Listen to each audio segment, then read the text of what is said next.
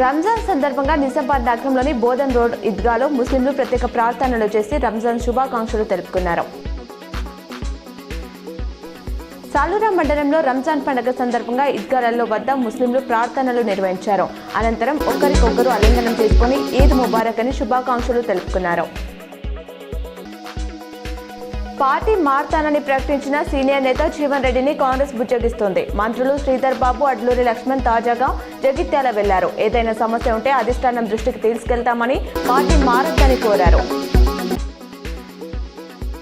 ప్రధాని మోదీ రానున్న రోజుల్లో తెలంగాణలో పర్యటించనున్నారు. బీబీనగర్, ఎయిమ్స్ ప్రారంభోత్సవం సహా మరికొన్ని అభివృద్ధి పనులకు ఆయన శ్రీకారం చుట్టనున్నట్లు తెలుస్తోంది.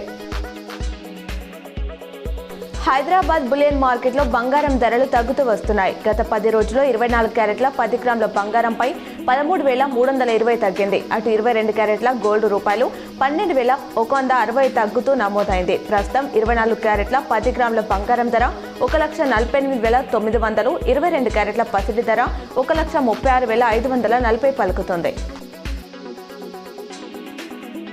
ఉమ్మడి నిజామాబాద్ జిల్లాలో ఉష్ణోగ్రతలు రోజు రోజుకు పెరుగుతూ 30 ప్రదేశాలలో 35 డిగ్రీలకు పైగా ఉష్ణోగ్రతలతో ఎల్లో అలర్టులో ఉన్నట్లు అధికారులు వెల్లడించారు.